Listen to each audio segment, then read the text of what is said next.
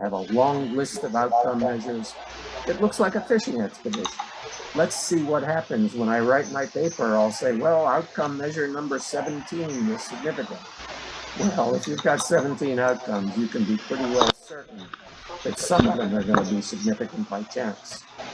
You want to deal with contingencies in your analysis plan. I'll talk more about this later, but what do you do if the assumptions are violated? Uh, how are you going to follow on and deal with the data when it's not normally distributed, or there's missing data, or et cetera, et cetera? And finally, you want to discuss subject availability. Sometimes this is critical. I will talk in greater detail about that as we move along. So moving on to the next slide.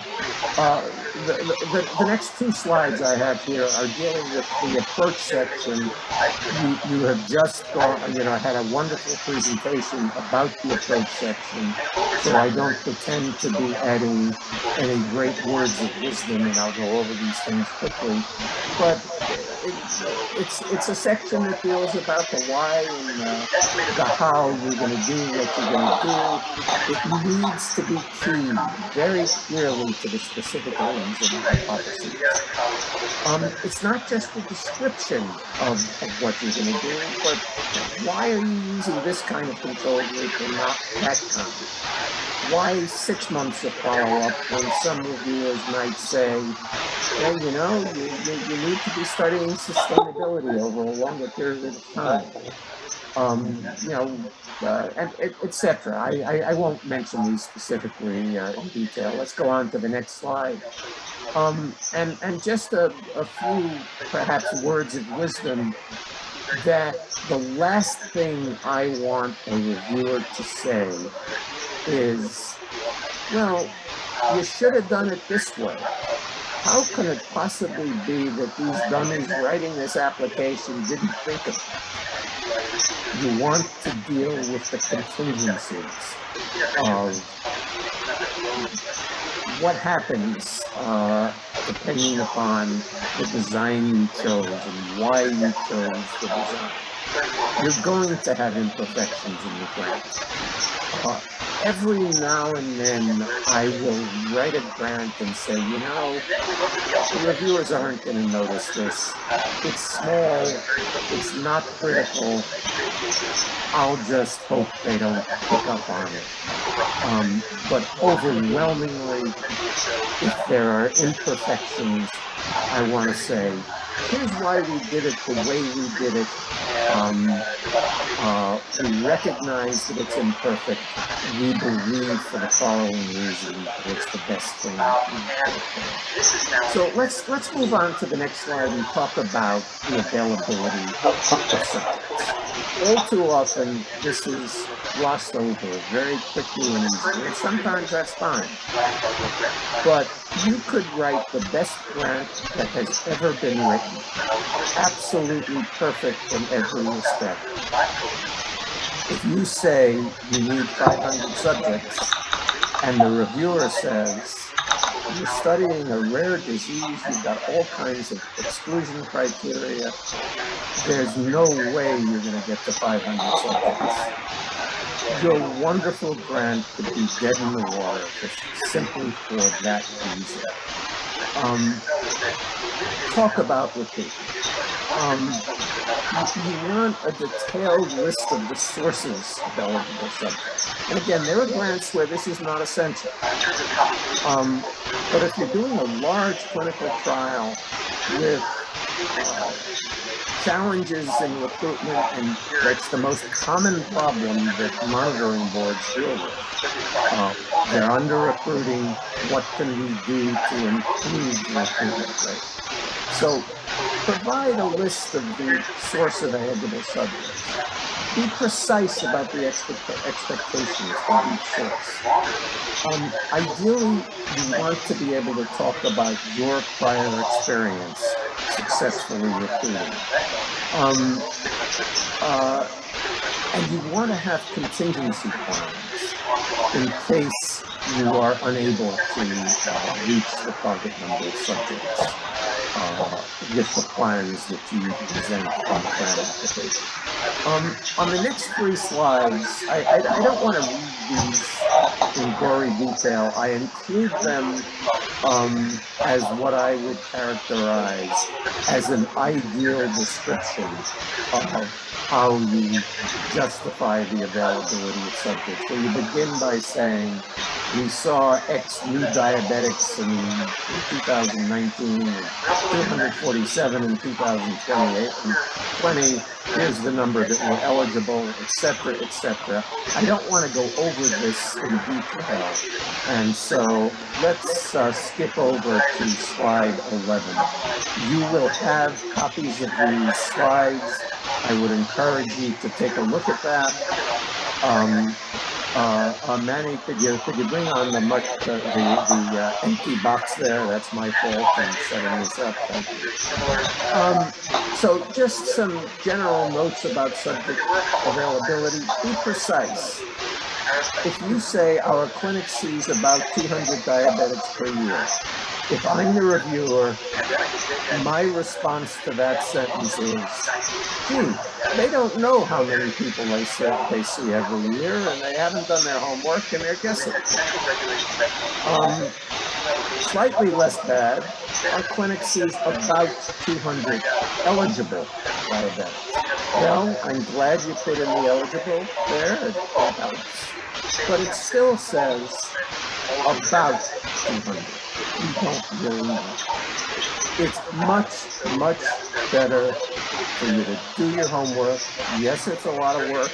Yes, sometimes you can't put the precise numbers, but our clinic saw 234 eligible diabetics in 2020 and 247 in 2021. That gets the message across that you've done your homework. Be conservative. Your goal is to tell the reviewer that in the past you recruited more subjects than you need for the proposed study. You expect to do better this time around. And just in case you have a contingency plan, another hospital, another physician who's going to join the study if need be to help with recruitment. That's what the three slides I glossed over say in a precise commentary. So, outcome measures. You want a small number of clinically important outcome measures.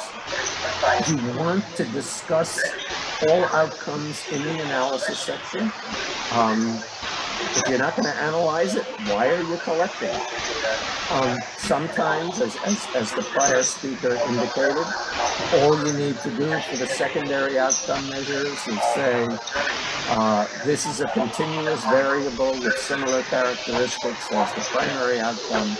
We're going to analyze it in the same way. It might be a one-line statement, but if you're going to collect data, you've got to analyze them. You've got to tell the reviewer. It may be quick and simple. Power computations are only needed for the primary outcomes. You don't want to do them for every outcome that you have. When you collect outcome data, the ideal way to do that is to have it be blinded data collection.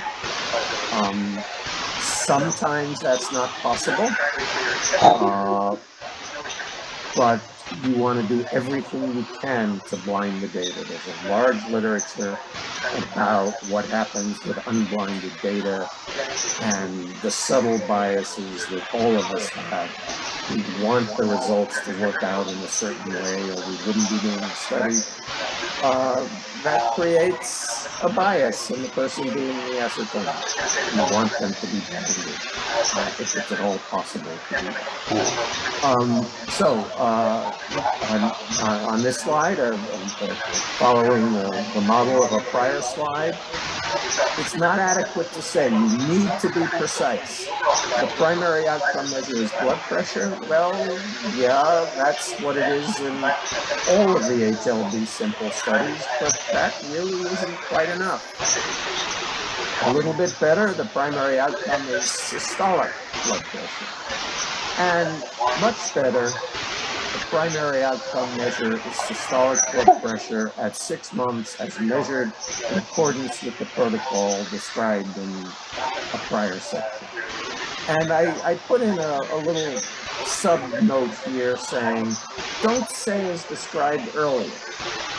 When I'm reviewing a grant, I'm constantly going back to an earlier section to remind myself of the details. If you say as described earlier, my immediate reaction as a reviewer is, why don't you tell me exactly where it is? Because I really want to reread that section and I have to fumble for 5 minutes finding it if you say earlier. But if you say section 3.2, I know exactly where it is. Make life as easy as you possibly can. Let me talk about statistical power now. That's the primary topics here. Power, by definition, is the probability that you will reject a false null hypothesis. That is, Group A is going to do better than Group B. It really is, the intervention really does work. The power is the probability that after you've collected all your data and you spent $1 million doing it, it's the probability that you will claim that there actually is a difference between groups. On the next slide, I go through a list of issues related to power computations. You want to look only at the primary outcomes. You want to clearly define the outcome measures. We've already said that. You want to establish the conservative nature of the power computations. I'll talk a little more about that later. Ideally, this isn't always possible, but you want to present enough detail so that a curious reviewer who knows how to do it can reproduce those power computations. That is not always possible. Sometimes the computations are based on simulations, in which case you can't. The reviewer cannot reproduce it. You want to seek a power of at least 0.8 or 0.9. 0.9 is what I like to go with if the data allow it. And the reason is very simple. The power, remember, it's the probability that you will claim significance given a postulated effect size. Well, if you tell the NIH, I don't know if we have any NIH people here who go to the sessions where it's determined whether you're going to be funded or not. If you tell them my power is 0.4, what you are saying is, even if things work out as I expect here, I've got a 40% chance of claiming that my treatment does work. They're going to look at you and say, and you want $1 million with a power of 0.4? Not a chance. You need to begin. 0.8 is typically considered to be the minimum acceptable. I like to go for 0.9. A technical point that I won't elaborate on, you want to adjust for interim efficacy analyses. Those of you who are statisticians will understand what that is referring to. But if you look at the data 5 times while you're conducting the study with the possibility of stopping early and claiming efficacy, well, you need to adjust for that. Your true p-value is no longer 0.05 if you do this. And you need to justify the effect sizes. I will talk more about that immediately. So the effect size is the between group difference that you anticipate divided by the standard deviation described as the effect size. It's how big a difference you expect between the groups. You must establish for the reviewer that the effect size that you are selecting is reasonable. If you claim a 60% efficacy in the intervention group versus 40% in the control group, And the reviewer doesn't believe you're going to get any better than 50% in the intervention group. Again, that can be a fatal concern raised by the reviewer. If a reviewer says, you're grossly underpowered, everything else that you've written, no matter how wonderful the grant is, if the reviewer thinks you're not going to study enough subjects to answer the question, your grant could be dead anyway. You want to use the literature, your own work in justifying effect size. The next slide contains part of a table that we used for a prior exercise physiology grant where VO2 max was the outcome. We went through the literature, also used our own work. This created a table of effect sizes that LF is low frequency, low intensity, high frequency, and high intensity. We had a table of prior research. We were able to talk about where our exercise intervention fit within this table. And this kind of thing, it's not always possible to do this, but this should be your goal. It's unassailable. When we submitted this grant, it was absolutely certain, or as close as you can get to that reviewers were not going to zing us by saying we didn't do our homework and determine what the effect size was likely to be.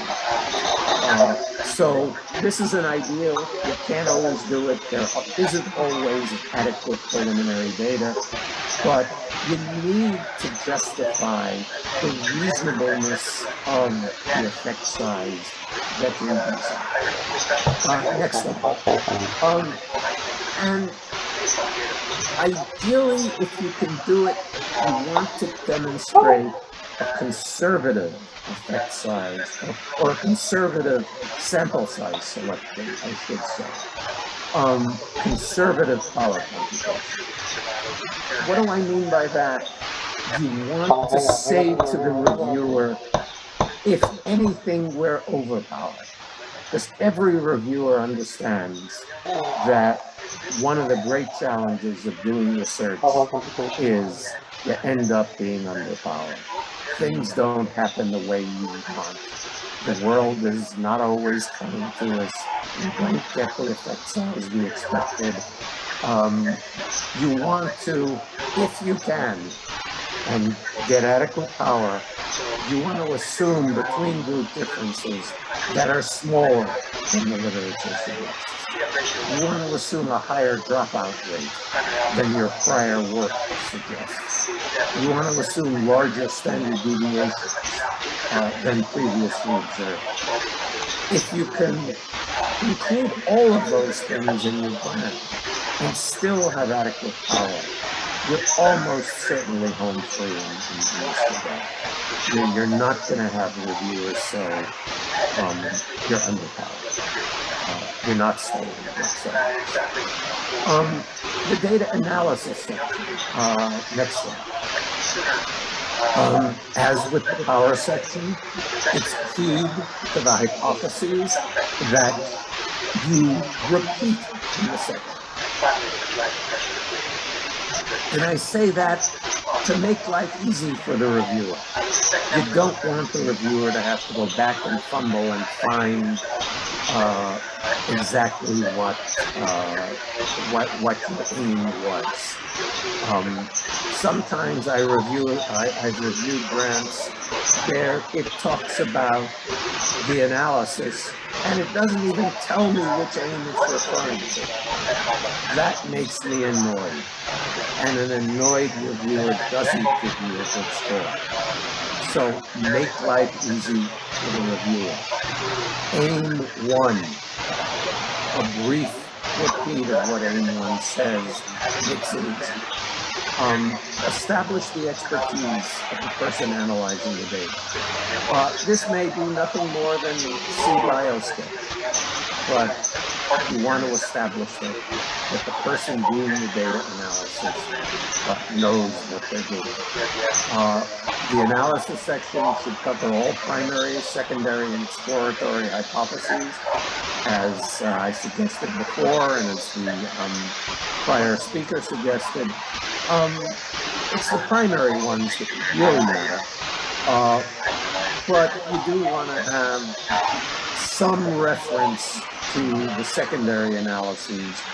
If you're collecting the data and you're not analyzing it, why are you collecting the data? So that's just a general overview. A few points about the analysis section that I'll make. You want to discuss the routine procedures that confirm appropriateness of the analytic methods that you're going to use.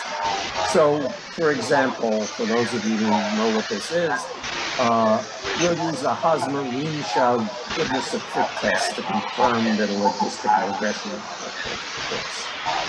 You'll graph regression residuals to ensure their normality, etc., etc. The purpose here is to say to the reviewer, hey, not to cover every possible contingency, but to say to the reviewer, hey, we know what we're doing. We are going to check and make sure the assumptions are satisfied. On the next slide, some points that often don't apply, but sometimes are absolutely critical. You may or may not need to talk about missing data isn't random, what to do if the assumptions of a tester are violated, dropout or adherence, how you're going to handle that in the analysis plan, whether you're going to use intention to treat or not. Intention to treat is the notion that you analyze all subjects as part of the group into which they were randomized. You want to talk about sensitivity analyses. Those are alternative ways of doing the analysis, because in some settings, there are really several options. You do it by a second method, you're now confident in your results because you have the same conclusion in two methods. In statistically uncomplicated grants, none of this may be necessary. But if you're dealing with a complex protocol with complicated data, it may be absolutely critical that you talk about these things. Next slide. The data analysis section should establish that the statistician communicates with the PI and knows something about the subject matter. I, as a statistician, I'm often asked to participate in a grant where I don't know diddly squat. I don't know anything about the topic, the scientific topic. I will sometimes call the investigator and say, I don't know anything about this subject, but I want to write an analysis section that makes it look like I do. And I will literally ask the investigator, could you give me some wording, technical wording, that I can use in the analysis section that makes it look like I've been working with this stuff for the last 5 years? Is that deceptive?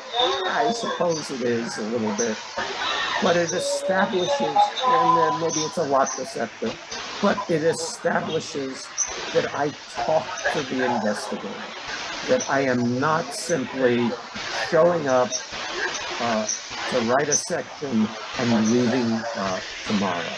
I want to be absolutely certain that the analysis section is clinically accurate, and so I will write it. Sometimes it's about a topic I really know well, and I'm confident that it's clinically accurate, but Other times, I will say to the investigator, please look this over. Make sure I haven't said something that is naive or just plain wrong.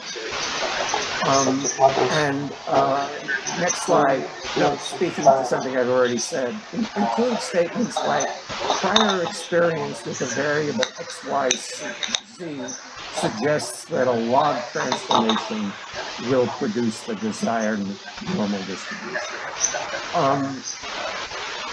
Note, I didn't just say here, we will use a log transform.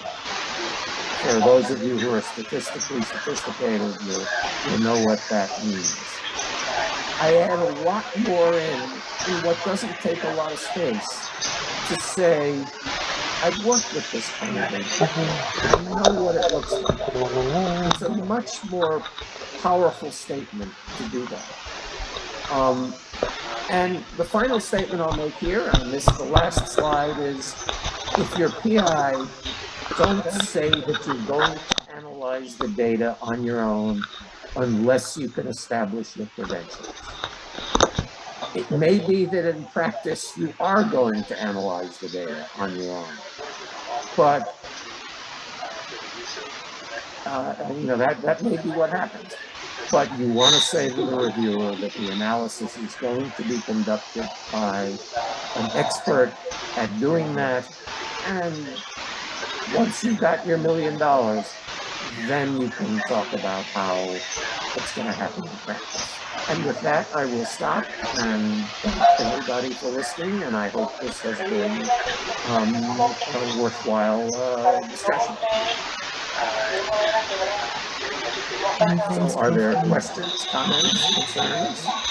Thank you for a great presentation. We have one question so far in the chat.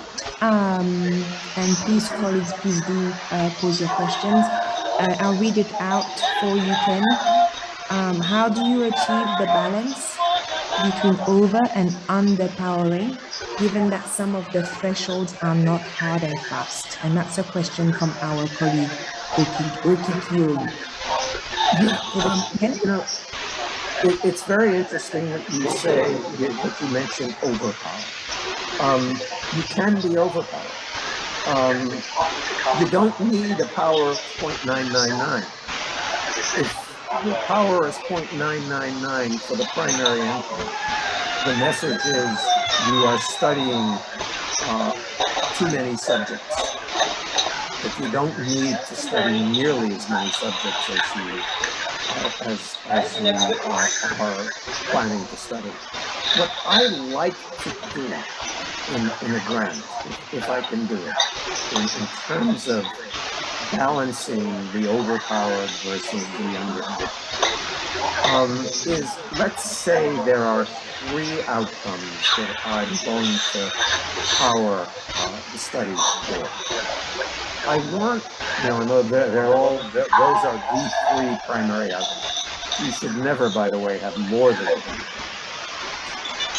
I want to be able to say, for outcome number 1, the power is 0.97, 0.95.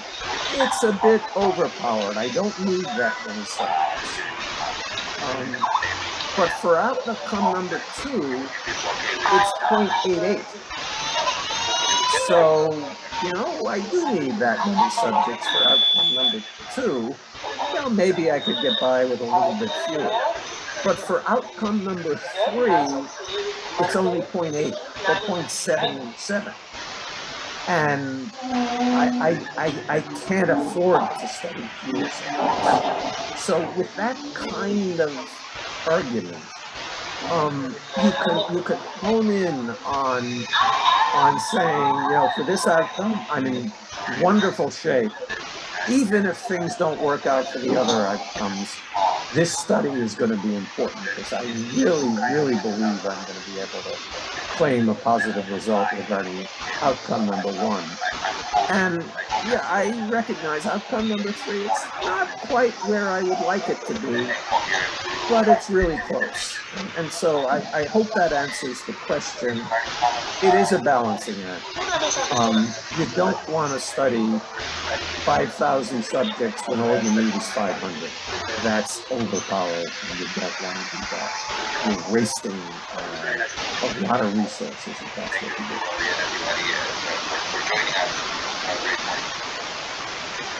Anything else? Thank you, Ken.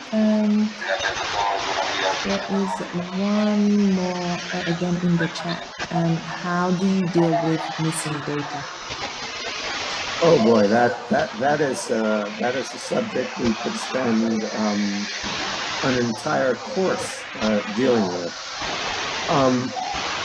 My first answer to that question is, and I'm glad you raised that question. The first answer to that question is to do everything you possibly can do within the confines of the approach section to tell the reviewer that you're going to minimize missing data. That everything you do in the design, that the design has a clear discussion of what you're going to do to minimize missing data. One of the things we like to write in, if it's possible, it's not always possible, is to understand why the data are missing. For example, sometimes you have subjects who drop out of a study. Usually you have subjects who drop out of a study, and that engenders missing data. And when people drop out, they often drop out for reasons that lead to non-random missing data. If the missing data are random, you don't have a problem. If it's randomly missing, you can analyze the data, and there are differing views on this, but effectively, it is not a problem. You can analyze the data as you ordinarily would, despite the missing data, if it's random. And there are people who would elaborate on that in various ways. But if it's not randomly missing, if the subject dropped out of a hypertension study because they're going to all these meetings and they're doing all this work and their blood pressure isn't being reduced because they went and had it measured privately somewhere, that's bias. And you need to have methods that deal with that bias in your analysis section. Boy, I could go on for a long time discussing what those methods are. There's a whole variety of ways to try and look at those data. This is really not the forum for that kind of detail and elaboration. I would really emphasize everything you can do to minimize the amount of missing data. If only 2% or 5% of your data points are missing, you're pretty much home free. The missing list is not going to cause any need for bias in your results. Thank you very much for that advice, Prof. Ken. So we have about 10 minutes left before we wrap up day 2. So I would like to open the floor for any questions that you may have for any of the presenters that we've had today. And we can go do this as a Q&A sort of a session. So please go ahead, raise your hand and unmute yourself if you've got any question, or put it in the chat and I will read it out. Thank you.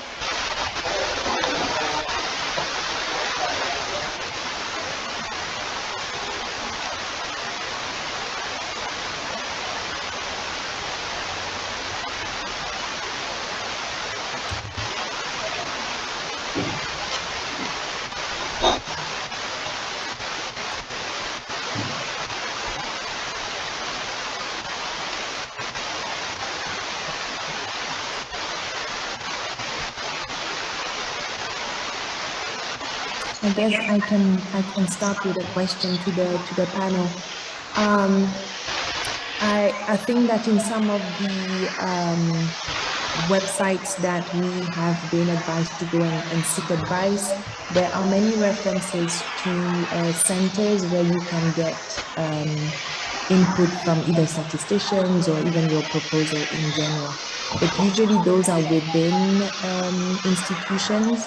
So I was just wondering if, someone like me who's based here in Botswana doesn't have an obvious link with another institution where they have that service. Is there somewhere that people like us here can go to seek that almost one-to-one advice on a particular proposal?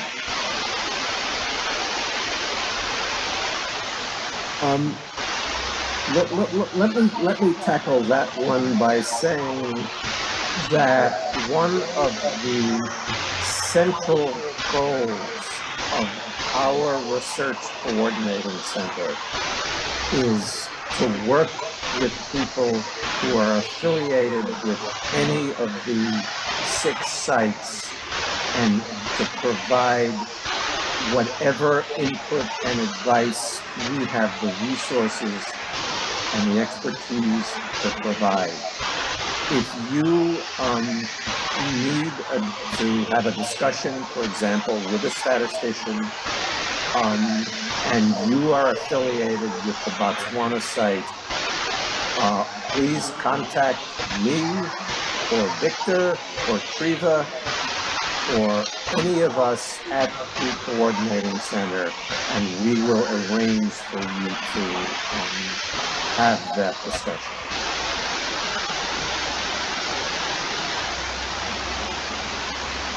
So I hope that answers the question as it relates to the current circumstance.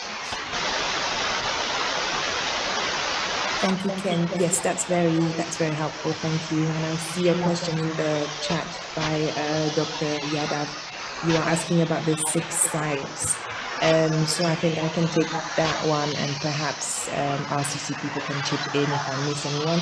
So in terms of the 6 current alliance sites, they are based in Botswana, Mozambique, Nigeria, Zambia, Uganda, and South Africa. I don't know if I've missed anyone, Manny or Ken.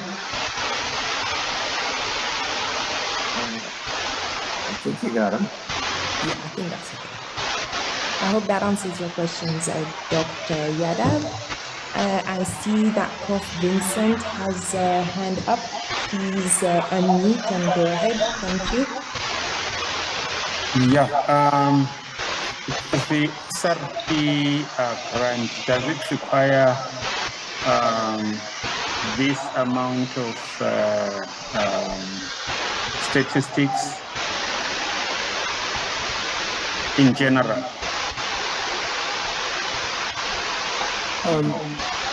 If I'm I think what you asked was, in general, does the amount of statistics that I talked about, is that required?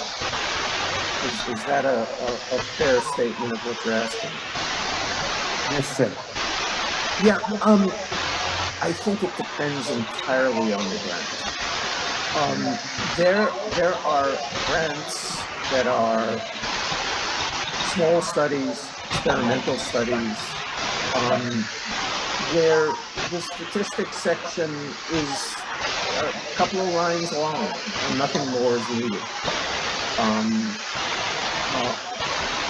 By contrast, if we're doing a large implementation science study with hundreds or even more, 1,000 or more subjects with complex questions that are being asked, that's a setting where detailed statistical sections that really go into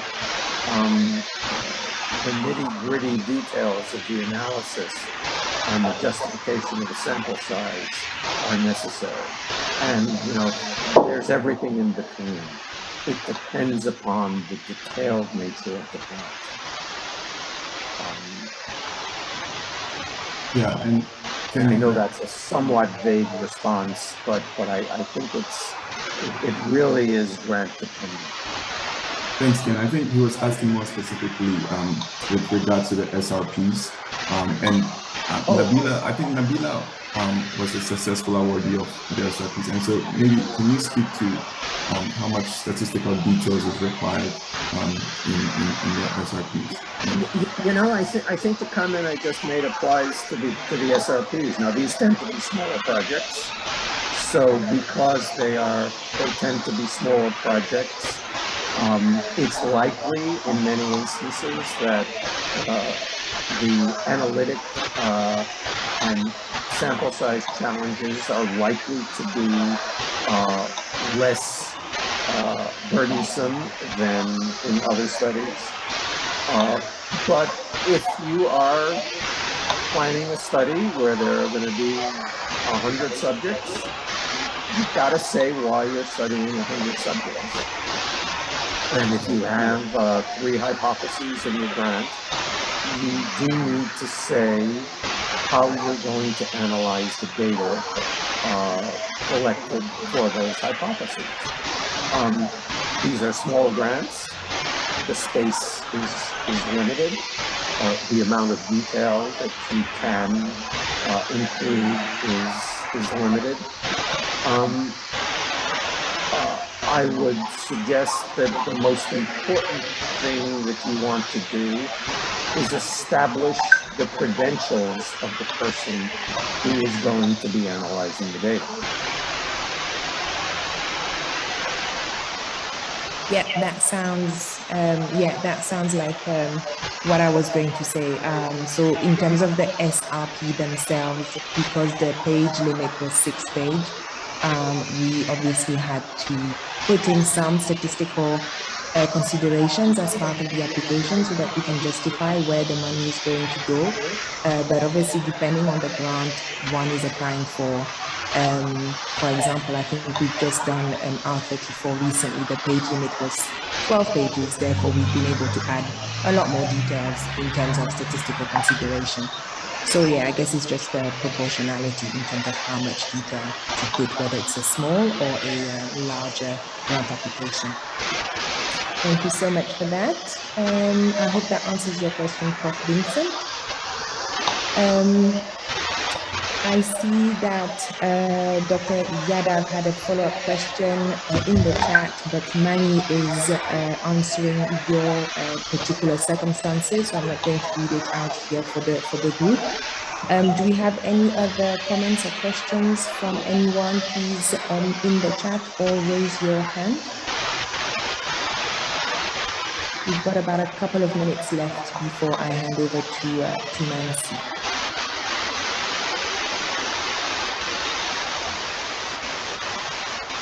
Okay, perhaps I can hand over to you now, Nancy. There are no further questions. I hope that's okay with you.